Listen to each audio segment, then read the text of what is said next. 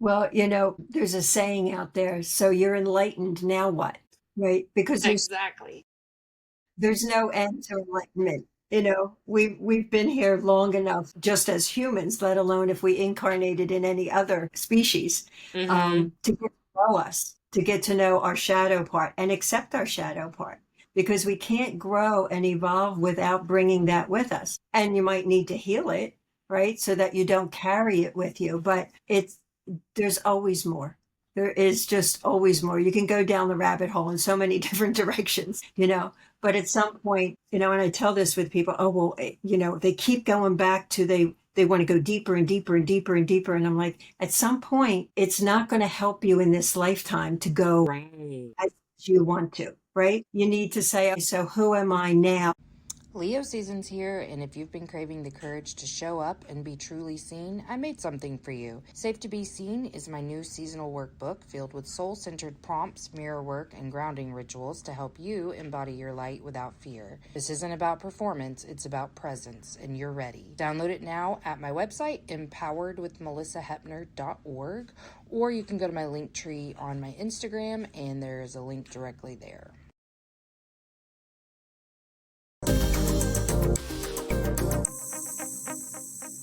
Emotionally unavailable. Okay, so you are a medium and a medical intuitive, a cosmic mediator, which I've never heard of, and an author. I don't even know where to start because I'm so fascinated by the things that you do. But I do always wonder when people use these gifts, like what you had to overcome to really touch base with it, to really, feel it, acknowledge it, actually integrate it. Because I know for me, I had like years of religious programming that said astrology, no, no, girl, none of that. And mediums were, you don't even, now I was allowed to watch Oprah when James Van Frog was on. You know who I'm talking about? I became obsessed with mediumship because of that. I was always the believer. I was like, no, it is true. And I mean, I don't know, I'm sure I've seen some frauds, but like I've always been obsessed with it. And I don't think that's for no reason, by the way. Not everybody has obsessions with the things that I've had obsessions with. But anyway, so I had to overcome all that. I always felt very intuitive, but I was like, oh no. And I had weird experiences as a kid. But I'm so curious, people who, because I've never really been able to tap into mediumship. So once I did, but it wasn't anything like anyone else has ever described it, and it makes me nervous because I don't want to be wrong. Because, like, I've had so much loss that, like, mediumship really means a lot to me. When I go see a medium, I don't want to mess it up, so I don't trust myself, if I'm being really honest. So, anyway, I'm kind of tired today and I'm just rambling, so I'm so sorry. But I just really want to know, like, what were your prior beliefs and how did this all happen? So thanks for having me on, by the way. Um, Yeah, I was raised very religious on my mother's, not her side of her family. They were Rosicrucianists. They were, they had that, but she was raised well, she came into being very religious. And my father was very atheist and would say occasionally, like, devil sits on my shoulder to drive her crazy. Um, but it was a huge programming because when I left that religion. It was when I was 19 or close to 20.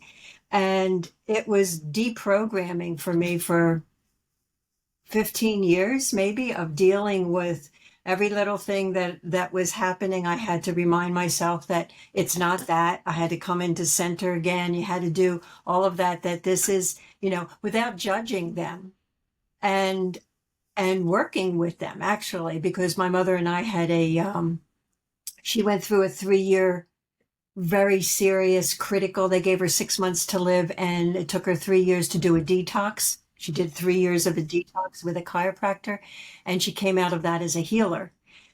But we worked on a lot of the people that were in that religion. So it was like living in two worlds. What's happening over here with my own spiritual evolution, and what can I help them with that's limited in their belief system? And taught me a lot. But it was very, my unfoldment or my evolution was very categorically slow, right? It like things would come in, or I'd be introduced to a teacher that taught me like applied kinesiology. I loved that because it was about tapping into the subconscious. And then that led me into other things, and it led me into, I started off with hands-on work, as a massage therapist, and that opened up things. And then kinesiology opened it up even further. Um, and then eventually, I think I was, what was I, 30 some? And I thought I was going to die actually at 34, but I didn't. It was more of an awakening for me. And I started channeling, and I did that for about 5 years. But to overcome, I think it's just a reminder of how to stay centered when something new is offered to you.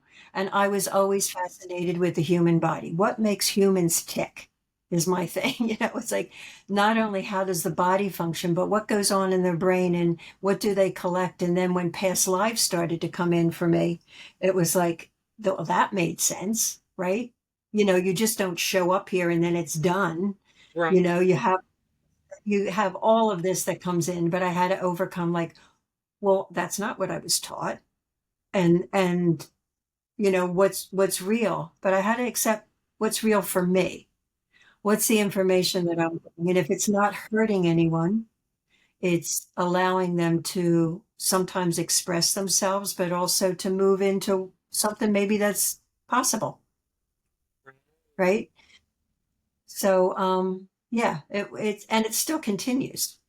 I mean, I I get know woken it. up a That's lot. the strangest part, like how you can get even deeper understandings and new stuff still. Like I'm now granted, I'm only like a I'm about a year and a half into hardcore spiritual, probably 4 years into like tarot, things like that. Hmm. And like I said, I've been intuitive my whole life, but the spiritual stuff for me really is my learning about me, like me evolving over and over and over. And then I just share that with others, like because that's the way that like everything I do, obviously I'm the filter. So I see things through me. So like I have felt a real confirmation to the call, but it's interesting because I've been asking people this because I wonder, I thought for a while I was the only one, but I really kind of thought that healing and spirituality and all the things that there really was kind of a destination point. Like I was gonna get there and what reach nirvana. I don't know what I thought, but like it's not this, and I'm so happy it's this because learning new stuff all the time is exciting, and just getting that deeper understanding to where like, oh good, another way to not take something personally, to not let something devalue you, because that's been my life. That's the center of all of my learning, is truly holding my worth, like really understanding, not just saying it, not just willing it, even understanding that I truly am worthy, because I felt so unworthy and unvaluable and unloved for 44 years and had no idea even to the extent how bad it was until I started unraveling. And even now it'll pop up some, but it's more like back here, just parts of me that I'm trying to get caught up. I've been doing work, you know, deeper To do to that. get them to catch up, but man, it's amazing to continue to evolve. Well, there's a saying out there, so you're enlightened, now what? Right? Because Exactly. there's Exactly. no end to enlightenment. We've been here long enough, as just as humans, let alone if we incarnated in any other, species, Mhm. to get to know us. to get to know our shadow part and accept our shadow part, because we can't grow and evolve without bringing that with us. And you might need to heal it, right? So that you don't carry it with you. But it's, there's always more. There is just always more. You can go down the rabbit hole in so many different directions, you know, but at some point, you know, and I tell this with people, oh, well, you know, they keep going back to, they want to go deeper and deeper and deeper and deeper. And I'm like, at some point, it's not going to help you in this lifetime to go Right. as you want to, right? You need to say, okay, so who am I now? Not keep diving in. Who am I now? And how can I be in service? Because that is one of our biggest missions is we clear ourselves, we heal ourselves, we integrate ourselves with if it's past lives or whatever. And then how can we be in service? How can we help others? Not by being a guru and not by being, you know, that kind of leader that needs people around them. It's just, it could be an everyday thing. Do you say hello to people at the shopping center? Do you make eye contact? Are you kind? Doesn't have to be anything really big, but you're evolving into being more human. Yes, that's so true. And I do think that sometimes even us little spiritual folk can get it a little twisted in terms of what service needs to look like. But I've really, above even the word kindness, I will say I'm really practicing softness like over the last year because I lived in masculine energy all those years, fueled by spite, making some right decisions but never for the right reasons. You know, like my early adulthood, I made mostly really good decisions and started my life, but never for the right reasons. I mean, I was trying to prove myself to me and to everyone around me nonstop. And I was the golden child of my family system, so, you know, it is what it is. But I I'm I'm going to talk about this because I'm feeling led to, but something that I have struggled with is children. Not really my own. They do get on my nerves, but not like other people's kids. And like I was at the pool the other day with my daughter and her friend, and I'm working on just like doing more kid stuff, also getting in more water, also being in the sun more. So like I was like, let's do it. And these aren't things I would have like done really before. I would have taken her to the pool, but I would have sat in the shade, and I did that some, but like I'm really being intentional about some things. So I go, I swear to you, and I thought I was at a good spot because two moms were sitting up on the side of the pool right by me. There Yeah. fucking children kept coming right in between me and them and just jumping right in between us over and over in the water. I'm drenched. Like, I have highlights, okay? I didn't want that chlorine pool up in my hair. So I was annoyed. But I was actually very grateful for the opportunity to practice this softness because I know I don't actually dislike kids. What I dislike is their ability to take up space because I wasn't allowed to. I didn't have Right. permission to exist. And so like I was even telling my son afterwards like, "Ugh, it's this is so hard for me." And I refuse to blame the children the way I used to. You know, like these bratty ass kids, you know, whatever. Cuz let me tell you something, Darlene, I ruined the fun in everything with my children because I was like, "No, go down the slide, not up." I mean, I was the mom yelling the entire time at the playground because like, no, you have to go down, not up. Follow the rules, Right. go down, go around, come back. Because A, I didn't want to look like a bad mom, and B, you're supposed to follow every rule that's on this earth. So I didn't allow children to take up space ever because I didn't know what that was supposed to look like. And Right. now I really, really, really want to allow children to exist, but I don't have the container for it quite yet. So I'm really, really working on not just behaving soft in those moments, but Yeah. feeling soft and releasing the old shit, you know? Like when those kids were doing that, it was annoying the hell out of me. But I was like, you know what, Melissa, that's fine. A, you weren't expecting to be splashed in the face, though I probably should have. But like I thought I picked a good spot, so A, that's okay. Like that's fine. But also this really is like their time. Like they get to play in Yeah. the pool. Like you can't make this about you. If you don't like it, you can get out. And I chose to stay because it was very hot outside. And I was like, I'm gonna stay. I want it to be cool enough to where when I get out, the rest of the time I sit here, which was the plan the whole time, that I'm not gonna be really hot. But it's hard. This is very hard for me to allow other children to take up space. Like my very first thought is always, why aren't they teaching their kid da da da da da da da? And I'm so glad they're not teaching them the rude shit I'm thinking in my head. But that's the stuff I worked really hard on with my boys, because my boys are way older than my daughter. But for no good reason. Just teaching Right. them that the comfort of others was prioritized over their enjoyment, their pleasure, their comfort. And Yeah, so that's that's program. really where I'm at right now, is just practicing softness in general, but especially with kids.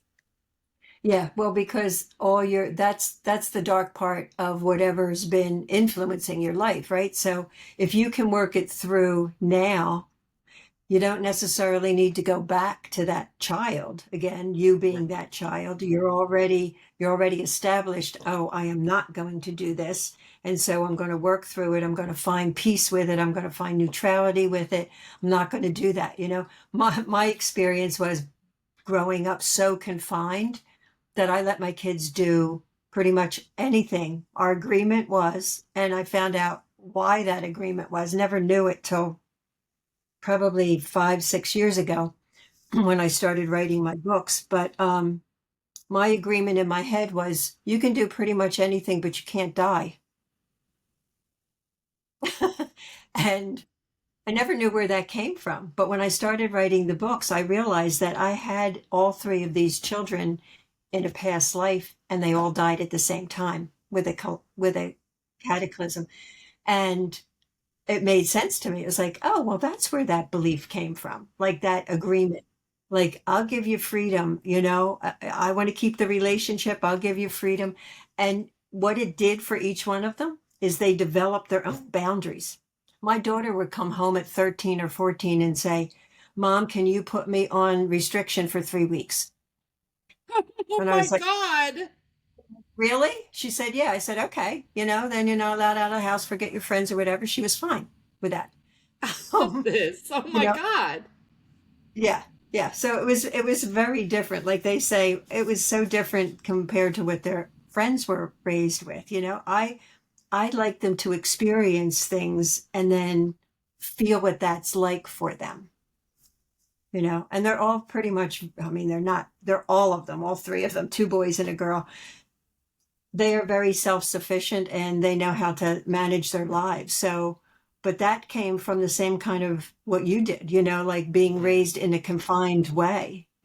I just did it the exact opposite. And I think that's all about either where we've come from or how much we've done the work, which doesn't put anybody else at a disadvantage of, oh, you didn't do your work. It's just that where are we in our own evolution, you know? Um, Right. right. Well, that paradigm's really shifting for me. So I'd love some feedback from you on this.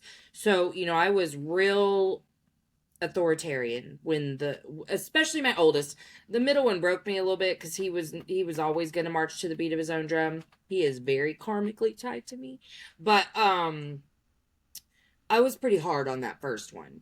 Then the second one, I just could see he needed different. And so I did different, but I was still being kind of hard on the first one because I thought I was just managing expectations. It was a whole thing. But um as I'm evolving in this experience, the way I view children are very different. I was one of those toxic people. I had a lot of narcissistic traits from being raised by a narcissist. And so I did absolutely view them as an extension and a reflection of me. I That's what I was taught. That's what I perpetuated. Now, obviously, I don't view them that way. But my oldest has accused me of being a permissive parent with my youngest now because I'm like just kind of viewing myself more as a shaman. Like we're here for the ride together. I'm here to support you. Cause I just don't view children the same way. And we're all souls. We have a purpose. I want to help her advance in hers. I know that we're meant to do this together, and I just want to. I just want to be here for all three of them, let them do whatever it is they feel led to do. Trust your intuition, even whenever, that middle one, he doesn't think before he acts, so he gets himself in some trouble. But even then, I'm like, okay, you did a human thing. How are you going to deal with it? I just don't, I don't see punishment the way that I used to, or consequences, I'll say. I Yeah. let them feel the natural consequences of any action that they, do. But otherwise, like, I just don't see the need to, like, punish all the time. But this is an area I'm learning to trust myself in, not necessarily there. So you're nodding a lot. Are you agree? Is that, am I on the right path here? You're on the right path because you're shifting as you're assisting your kids. And you got to remember, they came to you knowing, you know, like we choose Yeah. our parent for our lessons, for our missions, for whatever that is. It's not judged good, bad, or ugly. It's just what it is, right? Mm-hmm. So, you're, even at your age, you said what, you're like 40 something? I'm 45 now. Yep. Yeah, that's like a really good age as opposed to being 60, 70, or 80, and finding out that, oh wow, now there's this, Yeah. because you really can't deal with it as well as you can with your age. So between Can't 30 and change it. 50, yeah, Yeah. between 30 and 50 are these magical years of where people are coming more into understanding the dynamics of who they are. And Yeah. then when you change, I had a new mom call the other week, and she was like, I think I screwed up my daughter, who's only 2 months. Oh, And I was honey. like, I know, no, no, no, you can't. They're very resilient. They come in knowing what they're coming into. And, as long as you're working on it, you speak. And I would tell people, talk to your kids, even if they're infants. Mom's having a bad day today, but it's not you.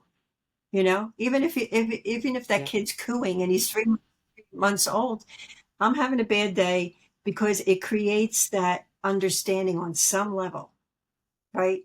That there's a separation, that, Yeah. mom's having a bad day, but this is not about It's you. not And about you keep you. that, up, because they'll get it, and they'll be more empathic and not so tied in to, if something happens to you, then they feel it, right? Some kids, Yes. they feel it, and you start to see the kid acting out, and you're having a Mm-hmm. bad day, but you're not talking about it because your energy fields are very enmeshed. Yeah, versus a kid who learns to not take things personally is just like, "Ooh, mama's in a bad mood. I'm gonna take some space." Like, "Ooh, I don't, can I get you something to drink before I go to my room, mom?" I mean, that's just a different philosophy than I need to tiptoe around the house, or I need to Right. try to fix this. Yeah, it's the fixing. I mean, a lot of kids become the saviors, they become the protectors, That was me, depending on what's yeah. happening. And they need to be released from that, because it'll influence the rest of their life. So when you're really honest as best you can, if you're going through something that's absolutely horrific and you can't even talk about it, but you can say, look, this isn't a great day for me. Remember last week when you were crying? Well, that's where I am right now. It has nothing to do with you. Mm-hmm.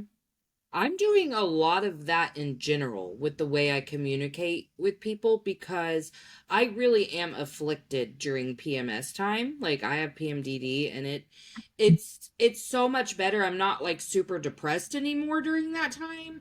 And I'm not as agitated because I've learned to control my brain during that time.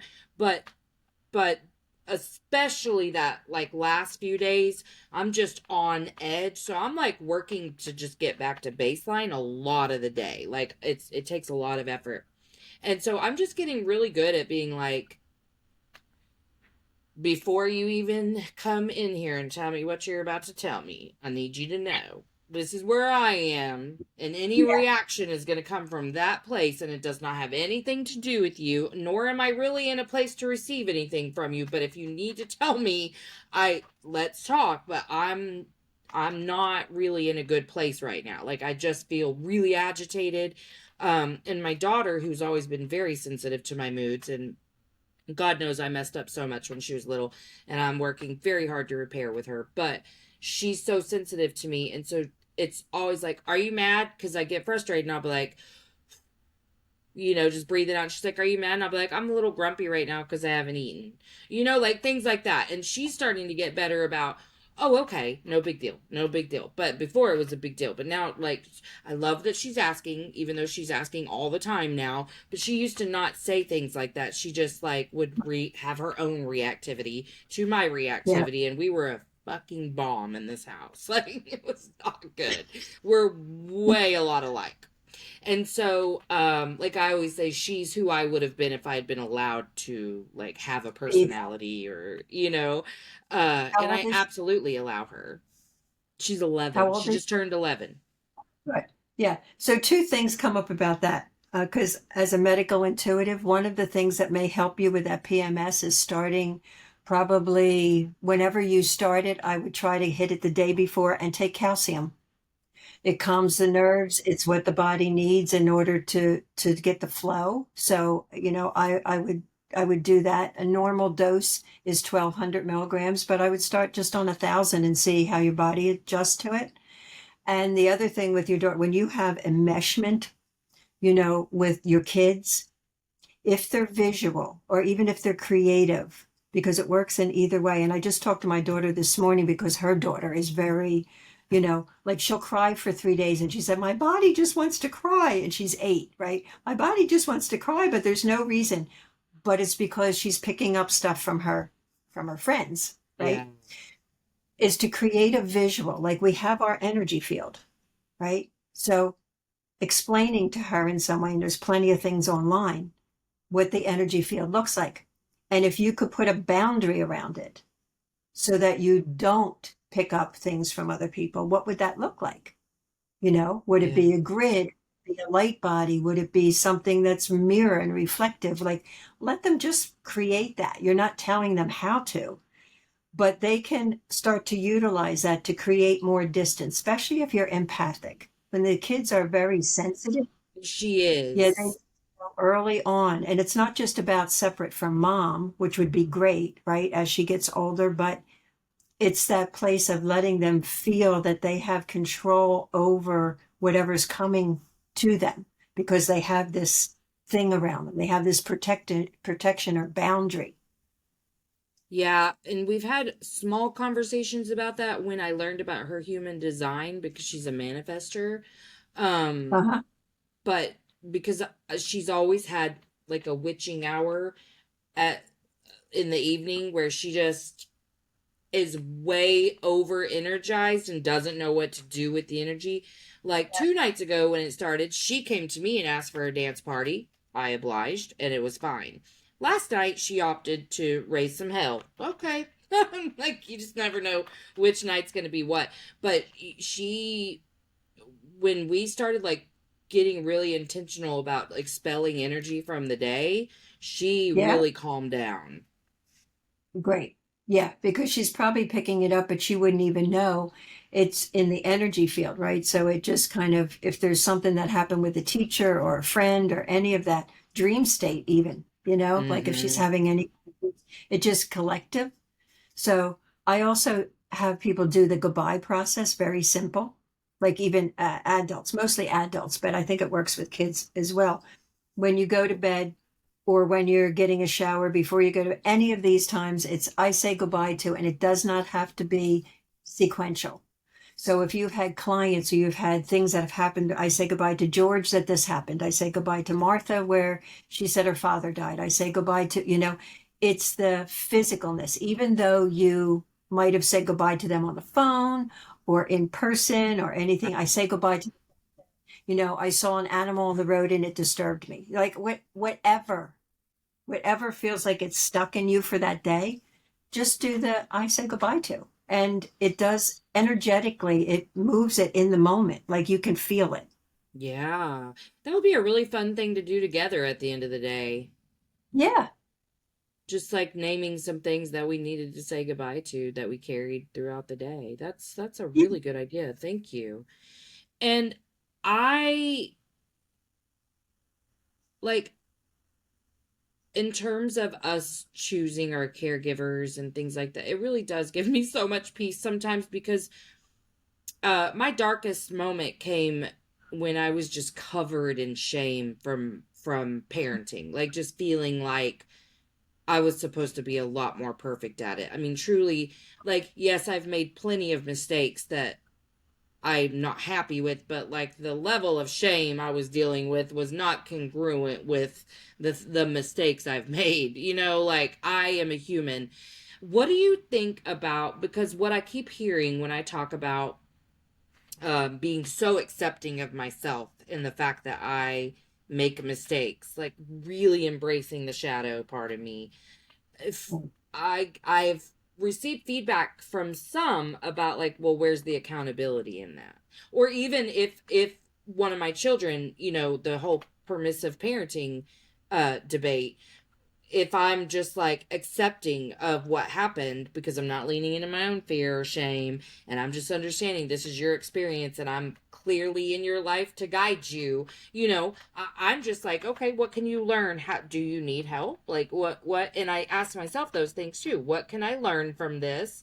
How am I going to like do that differently next time? Getting very curious about why that happened in the first place instead of shaming myself. Like, I don't view that as a lack of accountability. I also don't think that the amount of shame I received from myself or anyone around me changed anything other than the way I loved myself and other people. Yeah, shame is cancerous. It eats away at us because we don't really even talk about it. And it's one of the biggest things, emotional level, that is usually put on us. But if you can, shame and guilt, right? And if you look at guilt, the definition for guilt is when you're doing for something for yourself instead of for someone else that they want, right? And a lot of times we have to do that. Like our part of our growing up is putting yourself first, not as a narcissist and not as an egocentric person, but no, I don't want to do that. Or yes, I do want to do that. It's not giving yourself up. I wish we taught children that in school, of that emotional intelligence of where are you with that? Where is your healthy ego? And how to make that flourish by having all the positive compassion and empathy and forgiveness and all of that in it, but you still hold yourself in a resonance of a high resonance of equality, and I come first, you know? Yes, absolutely. That's been also received with some criticism, a little. I mean, but I'm pretty isolated, so like not that much. But it's been a real work for me to learn how to really put myself first in terms of parenting, because it's very hard for me. I don't want to see my children disappointed because I don't like the way I feel when they're disappointed.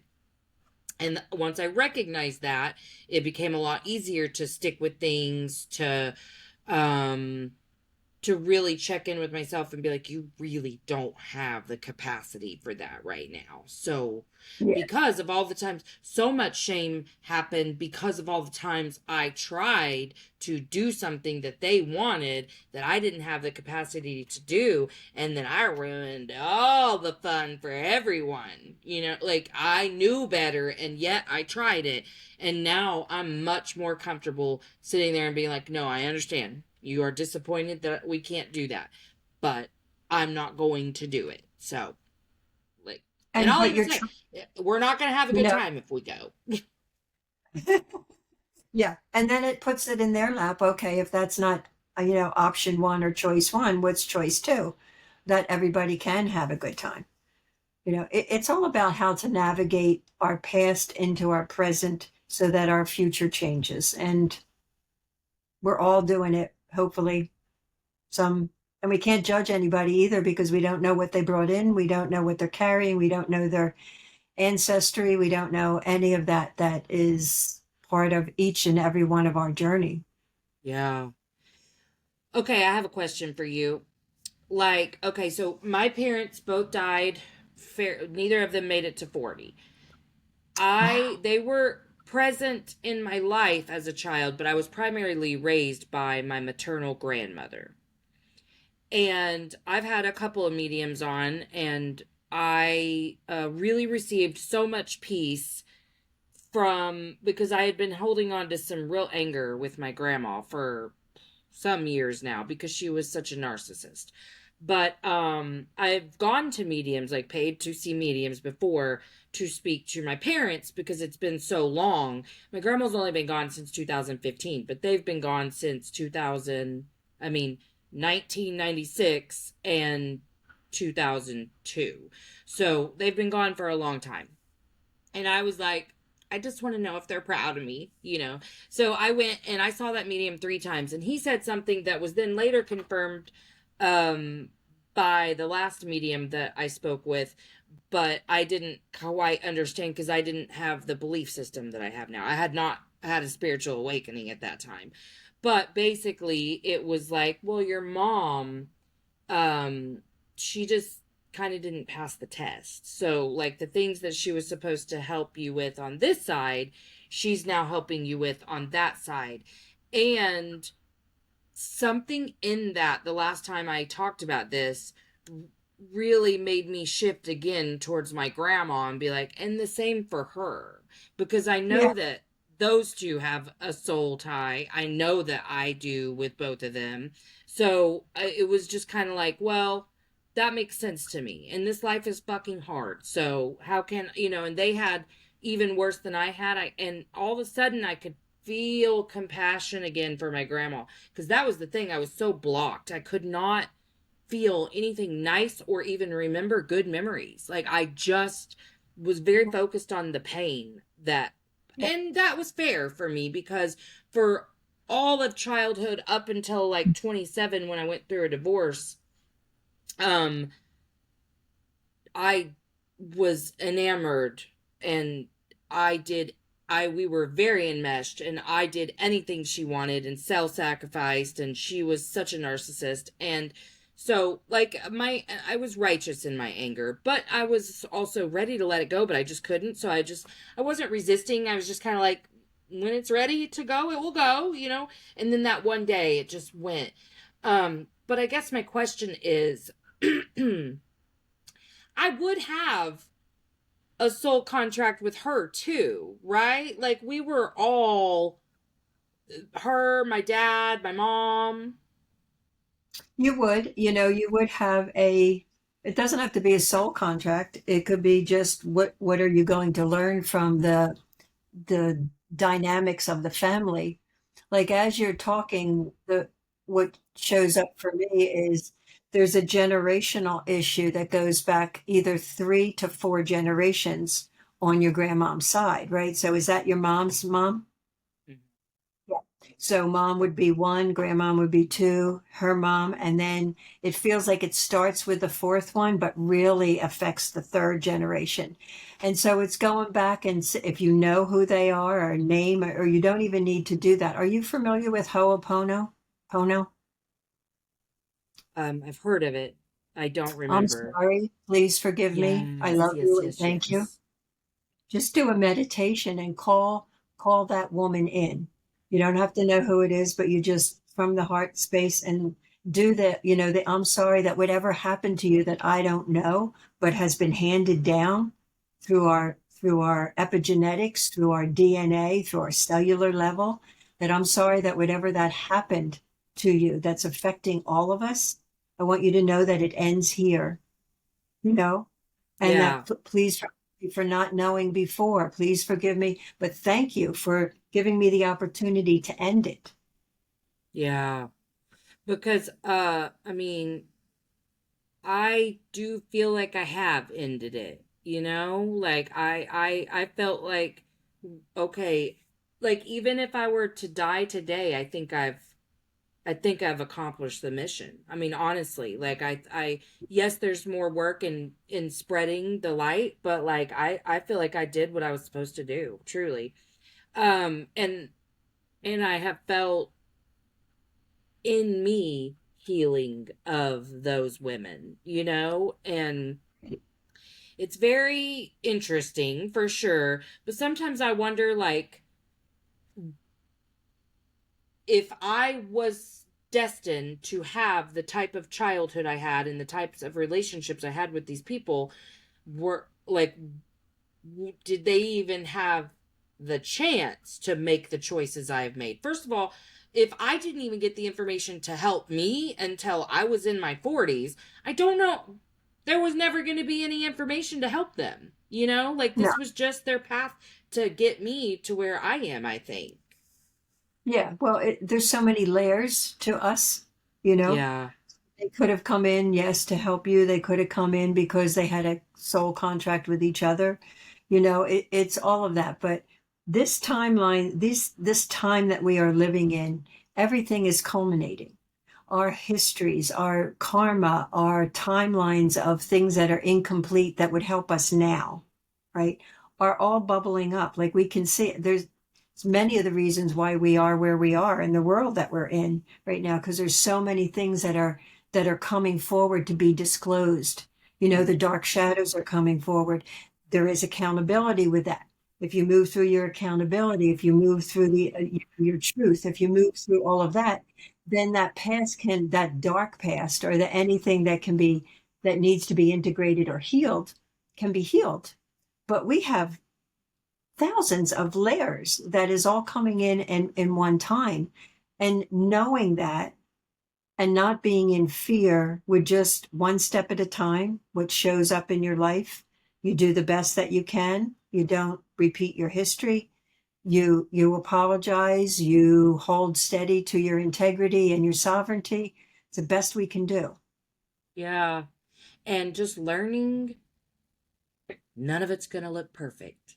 And it's fine. There's no such thing as perfect. I Right? know. It's just, Where did we get the idea that there was? I just think it must be the human condition, like to believe that we should be something other than what we are, and then learn that we're exactly what we're supposed to be, and love ourselves. Like that's what I think. And I also forgave myself so much easier for my parenting mistakes with adopting this new understanding of how we got here, what we're doing here, whatever. Because I was like, well, first of all, she chose my ass or they chose me, but like the human condition is for your parents to mess you up a little bit and you figure it out, like, because we're not going to be able to, like, this is your perception anyway. So even if I did it all my very, very best, like if I never made some of those mistakes that I made, you're still going to perceive the world through your little baby filter. And I can't control what your filter is. But I am learning how to teach them to use better filters, to understand why it is they think the way they do. Granted, she's pretty much the only one who listens to me because she's still very obsessed with me at her age, where the boys are 22 and 18. And I'm just not that smart, honey. They just believe I don't know that much. yeah, yeah, yeah. We've lost that. We've lost that label of being everything by the time they're that age. Oh yeah. Mm-hmm. Yeah, and I'm so glad I healed before this because I know how bad it would have hurt me before, especially for the 18-year-old to turn 18 and just like never be home, never anything, like just he's got this newfound freedom and independence. It's fun for me to watch because I did have to have a lot of firm boundaries around him because he just didn't he never has thought before he acted, and he needed someone to help him stay safe. And but then once, like, I'm like, okay baby, you're this is your life. Like, I am only going to do so much, so please be smart because these are your choices, and this is the first time in your life you've really had this level of freedom. Right. Be smart with it, but also I'm here. Like, if you're not so smart, I'm still gonna Yeah. love you. And many of us, at that age are really smart. You look back when you're like 45 or 50, and you go, I can't believe I did that. You know, I can't believe that I did that, or I was like that, or how could I have hurt that person like that? Because you're in a very different frame of mind, you know. But yeah, we do crazy things, and we do hurtful things, and we do dark things, and we do think to ourselves as well. It's a lot about forgiveness and letting us ourselves move on. Yeah, I really stayed stuck in for a minute, just all of that remorse of the choices I had made with the information I had to make the choices at the time.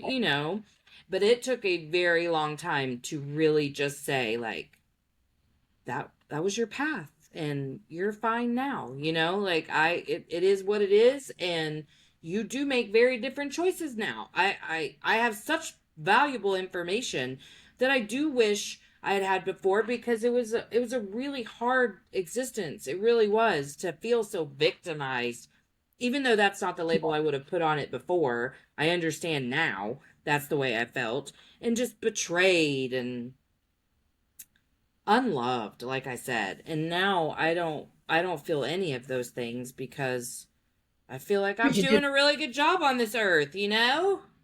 yeah, well, you did the work, right? If you would have stayed exactly the same, or sometimes worse, or sometimes a little Mhm. bit better, but it does take the work. And I want to use it takes curiosity, Mhm. is what it does. Curiosity and commitment. Okay, this is what I do. I'm not really, I'm curious about where did that stem from? Oh, yeah, I was taught that, in religion. I was taught that by my father, my mother, my grandmother. It doesn't matter, but do I want it? Do I need it? Is it helpful? Do I like it? Any of those things. And then do something different. Either Yeah. heal it from the past thing in the many ways that you can do that, or, just change it. Say every time it shows up, I want to feel that it's showing up so that I can make a different choice. Yeah. Okay, so can you tell me what a cosmic mediator is? So I work with multidimensional beings as well. So my group that I work with are various. They're not all human. They're from other dimensions and other galaxies. um, Like your spirit and guides and like archetypes, or No, I'm just into the archetypes now through the books that I'm writing, but these were not archetypes as much as they were um, as the mediator. So I channeled for about 5 years with one particular being that came in 1990, and he was here because there was a group of people that I had just met that was about his lifetime, and he needed to heal it. So it started me in looking at how a timeline can be healed. I didn't know quite what to do with that, but he was coming in as a channel to work with that. And at the end, I wasn't really like, I didn't like to be in the distance in a channeling thing. I wanted to be more present because I wanted to learn. I wanted to ask questions. I wanted to do that. And so I had asked the council that I was working with then, can I do anything different? And they were like, yeah, be a mediator, which means I am present and I'm getting the information from whoever's there. And then I relay it, which I think now hardly anybody's doing trans channeling, where you go, where you're really out of it, right? You don't know what's going on. Somebody's coming to your body. Um, and now they're doing, I think, more of this as a mediation. Like you're so connected to your spirit guides that they give you the information and you articulate it. You're not letting the energy in. The energy doesn't need to come in. It's just right there. uh, interesting. But I guess I didn't realize that that's how it used to be done. And you made me think of that movie Ghost. Do you remember that movie? Yes, I I love love that that movie. movie. It's so great. Was that really how it was done? Oh yeah. Back, Wow. with Seth's work 50 years ago, even when Abraham Hicks first started, she was on stage sitting while Abraham came in. And then eventually she became so much like him that she can just do the work, right? So they're integrated. And that's what I mean by trans channeling was you just go out and that Yeah. set, their voice comes in, their energy comes in. It wasn't what I wanted to do. Yeah. That's So not what I would want to do either. Well, you're not present. Like, you can't even work with yeah, that. That's just their journey. you're back here. Like that was my experience. I'm back here wanting to ask questions, but there's something here that wasn't allowing me to, not allowing me, like it was too hard to get through that, right? But as a Mm-hmm. mediator, I can ask questions. I can say, what are you saying? I can articulate that. It's not anything like that. And there's more for me, it's more possibility of that integration. Like people will ask me questions now. I don't have to bring in, they're called the evolves now because they evolved with my evolution. Um, and I don't have to bring them in any way. They're always there. Yeah, I'm still working on kind of being more present with my guides. Like, it's not part of my everyday thinking yet. It really isn't, to where it's I'm because I'm still practicing having like a spiritual hygiene where Yeah. I'm doing certain things every day. I'm not super consistent yet, so that's probably why, but certainly it doesn't feel foreign to me, and uh I feel the benefit of it whenever I do it. I had someone on that she refers to her guides as angels, but she said you can have your angels talk to other people's angels just for, like, energy influence, not necessarily changing anything, but like changing the way they feel about whatever. So I've done that a little bit, but I don't communicate with my guides that much, and I feel really like I need to do that more. Ask, like if you're doing meditation or you're out gardening or you're, alone, driving for me has always been the time for communication because I am awake and distracted with driving. And so the energy just, the voice, the energy, the visual all comes in. But I would just in a meditation or whatever is ask, do you have anything to show me? Do you have anything to tell me? Do you, and then watch for the synchronicities. Yeah. Well, and what's crazy is the last time I did like a few days in a row, actually just like work really hard at it. I've had synchronicities for a long time now that are like off the charts. It's all the time. But Yeah. boy, like I've been getting some like out of the blue that I'm not expecting at all. And I'm like, oh my gosh. And it's funny because about 2 years ago, my birthday is 6/16. And Oh, about 2 years ago, I started seeing that number on the clock twice a day. Like in the morning, I would see it, and in the evening, I would see it. And I still see it almost every single day, both times, like every day. And I haven't really looked up to see what the meaning of that is, because for me, it's just about my life force, that like you're on the right track or whatever. But I've gotten you're in other ones recently that are like, what is going on? you're in sync. The numbers usually are, yes, it's the right path. You're in sync. You're being watched over. For me, sometimes it was numbers like three in a row, but it was hawks. So I would see hawks. The one day, 14 of them. Yeah, really. Because Yeah. hawks are one of And my things too. yeah, yeah. If Hawks and they're eagles. around, I feel like I say thank you. I say thank you because I know that I'm being watched over in whatever way that that means in that moment. Without a Yes. title, it's just the honoring that, Yeah. yeah, you know, There's been several animal encounters that have made me feel that way, to where that's literally all I can feel is gratitude just for the yep, connection. Like feeling the yeah, connection between all of us, every animal, whatever, but also that fundamental support that you feel, like I know no matter what I do, if I'm living in my purpose or whatever, I am fundamentally supported by this universe, that I have all my needs met. I will always have all my needs met. I'm yes, safe. I'm loved. Like all those things. Any encounter just reminds me of that. It just gets me right in my spirit, man. Because I'm like, we really, like, there is a design here. It's not the one I was yes. taught as a child, but I feel it to my core, and it makes so much more sense. And wouldn't it be nice if, more and more people, which I think is part of our evolution, Hmm. how do we all resonate with that energy? where we know that we're safe, where we know that we can create, we can co-create, we can make our life the way that we want it. We don't have to carry the burdens. We're aligned, all of that. It would be a lovely place. But starting with the kids is really a good, because it may be longer than I'm alive. Maybe Right. you'll see more of it. But when you start with the children and having them understand who they are early on, they're going to be amazing. And there's a lot of kids that are coming in, like even your age kids, last 20 some years. I think, they were called all kinds of things.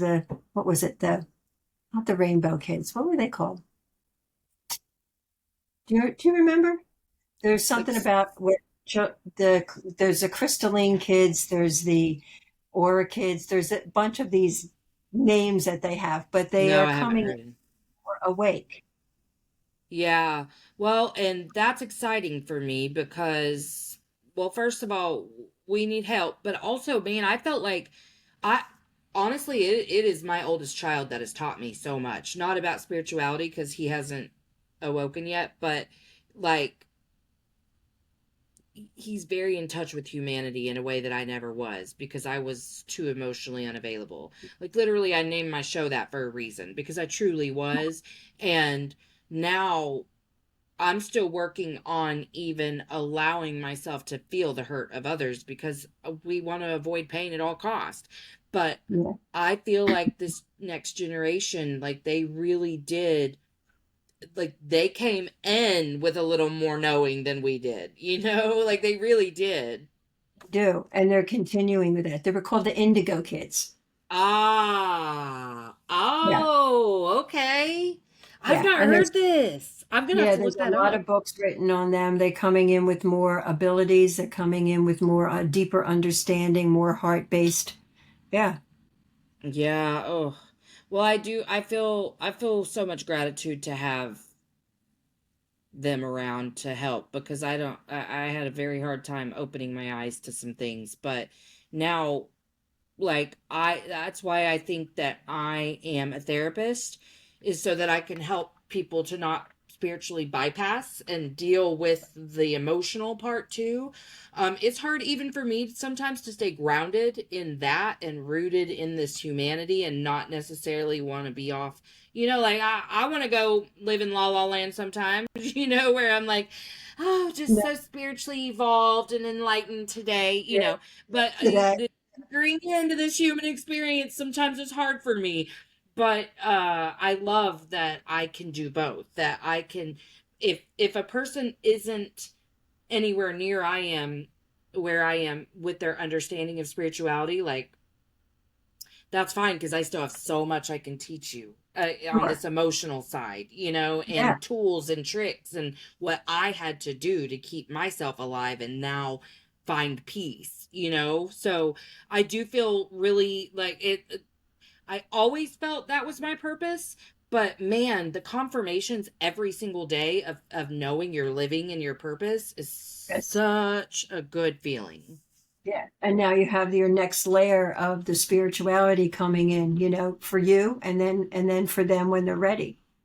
So Yeah, yeah. because I've been Great. really open with my daughter about that too. Like, I try not to say too much to influence because I want her to kind of find her own path, but um she's so into anything that I'm into that like I'm like, okay, but we live in Oklahoma, so it's a little scary here.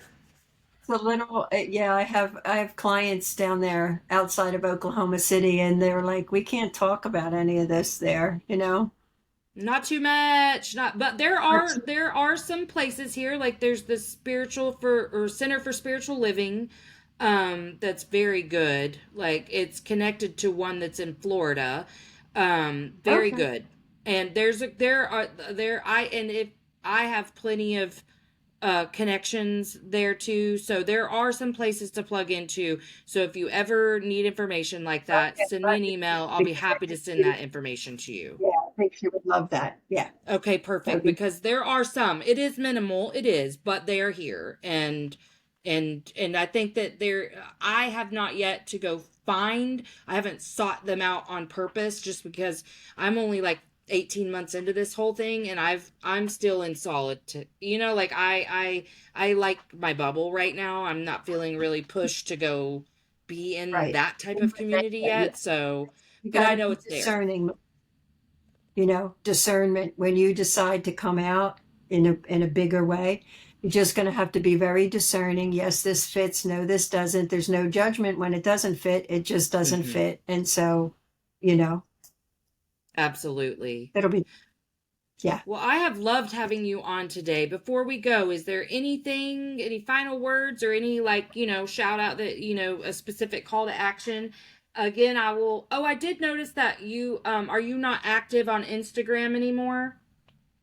No, I am. I'm not on TikTok as much. Okay, I'm only then I'll have to get a different link for your Oh socials yeah, the then. Instagram changed. So yeah, Okay, I put that's it under fine. mail me and I'll get it back to you. Okay, perfect. Yeah, because I want to make sure I include those links whenever it's time for it to post. But is anything else that, we haven't covered that you just want people to know or? Well, I do that one group. It's called Cosmic Travelers. It's one time a month, a third Sunday of the month, and it's an hour and a half. And it is what we talk about is each individual. It's a guided meditation, first of all, and we work with the channeled evolves and what they want to do to help heal timelines for not only individuals, because each individual gets something that they can do for that month, the next month, but also for timelines for the earth. And so we work as a unit. So it's a combination of you get a little bit for you, and then you get a chance and an opportunity to dive into this visual. It's pretty intense as a visual of what needs to change in the world and be a participant with that. Oh, I love that. Okay, great. That sounds amazing. Yeah. And is the link for that on your Podmatch profile? On my Podmatch? Yes, it is. Okay, perfect. It I will should make be. sure I get that then. Okay, Yeah. awesome. I have loved having you. I appreciate you so much. Thank you for such an open conversation. Oh, you're very welcome, Melissa. And, we're in it together, whatever it takes Yes. us. Yes, and listen, I'm trying to stay friends with people. So, if there's ever a time you want to talk or collaborate or anything, I'm here for any of it. Okay. All righty, girl. We'll do Okay. it. Have a great rest of your day. You too. Take care. Thank Right. you. Bye bye. Bye. Thanks for coming to Emotionally Unavailable. If you haven't already, like, subscribe, and share.